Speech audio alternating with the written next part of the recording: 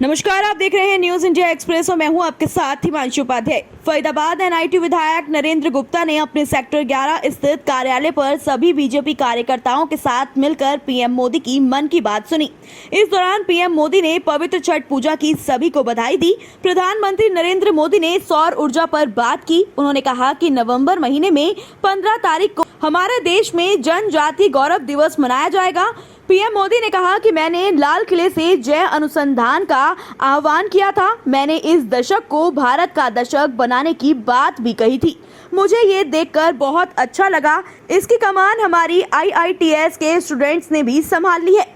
वहीं पीएम मोदी की मन की बात पर विधायक नरेंद्र गुप्ता ने अपने विचार प्रकट किए और कहा कि हमारे आज के युवा जिस तरह देश के लिए काम कर रहे हैं, राष्ट्र निर्माण में एकजुट है, इससे निश्चित है कि भारत के हर क्षेत्र में विकास की लहर दौड़ रही है।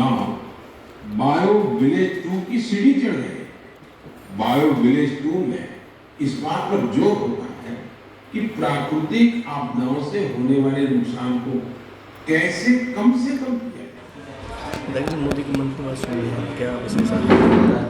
देखिए, माननीय मोदी जी जब भी मन की बात करते हैं, कार्यकर्ताओं में और पूरे जनता में, देश की जनता में बहुत उत्साह पैदा होता है। ज़मीन से जुड़ी हुई जो हमारी संस्कृति से संबंधित बातें हैं और जो आने वाली पीढ़ी को नहीं पता होती या उनको भी और उत्साहित करने के लिए बातें होती हैं, हम बहुत लाभान्वित होते हैं। और सामूहिक रूप से कार्यक्रम सुनने का मज़ा ही अलग होता है, क्योंकि कई बार हमने देखा है कि जब कार्यकर्ता अपने घर में बात सुनता है मोदी जी के मन की बात, तो कई बार वो घर की व्यवस्थाओं की वजह से नहीं सुन पाता। तो हम तो हर बार सामूहिक रूप से अपने सेक्टर 11 कार्यालय में कार्यकर्ताओं के साथ मन की बात सुनते हैं। और निश्चित ही जो मोदी जी अपने संबोधन में हमें दिशा निर्देश देते हैं, उनको अपने जीवन में उनको उतारने की हम कोशिश करते हैं, कुछ ना कुछ अच्छा काम हम कर पाएँ। क्या संदेश देना चाहेंगे लोगों को कि मन की बातें सुने, अच्छी प्रेरणा मिले? देखिए, निश्चित रूप से जैसे कि हम बचपन से पढ़ते हैं तो हमारे पेरेंट्स और टीचर्स यही बताते हैं कि स्कूल अगर आप जाएंगे और आपका मन नहीं भी है तो क्लासरूम में बैठने के बाद कुछ ना कुछ तो आपके दिमाग में और कानों में ज़रूर पड़ेगा और वो हमेशा हमेशा के लिए याद रहती हैं। इसी तरह से आदरणीय मोदी जी बहुत ही तरीके से अपनी बातों को रखते हैं, मन के उद्गार। क्योंकि मुझे लगता है कि विश्व में सबसे प्रभावशाली व्यक्तित्व बनना कोई छोटी बात नहीं है।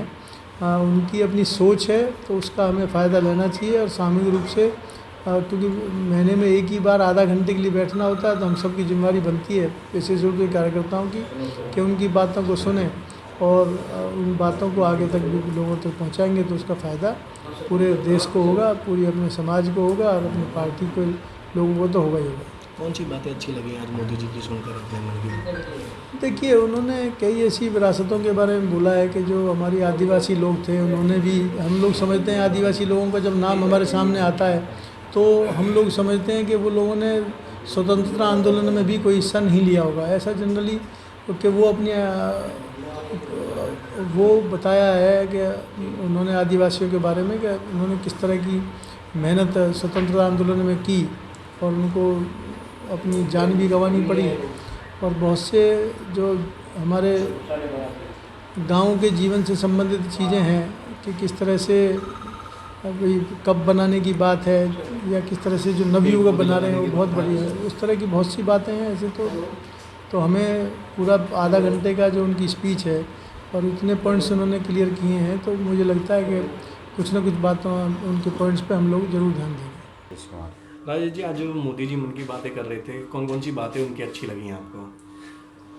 देखिए, मन की बात में मोदी जी ने हमारे विभिन्न प्रांतों के सभी प्रांतों में जो नए नए आविष्कार, नई नई कलाकृतियाँ कई महिलाओं द्वारा, महिलाओं समूहों द्वारा या किसी भी व्यक्ति द्वारा नई नई चीज़ें बनाई गई हैं, पर्यावरण संबंधित, एनर्जी संबंधित, सोलर ऊर्जा संबंधित या मिट्टी के बर्तन संबंधित, इन बातों से लगता है कि हमारा देश अपनी ही बनी हुई चीज़ों का इस्तेमाल करने की तरफ ज़्यादा चल रहा है। और हमें लगता है कहीं ना कहीं हम स्वावलंबन और आत्मनिर्भरता की ओर बढ़ते चले जा रहे हैं।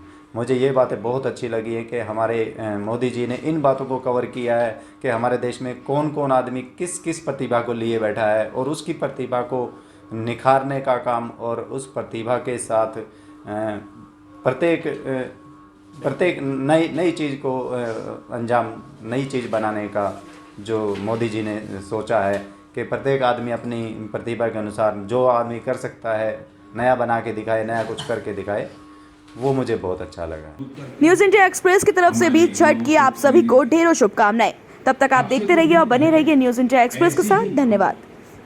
हमारे राष्ट्रीय खेलों के दौरान भी देखिए, जुड़ेगा इंडिया तो जीतेगा इंडिया। एक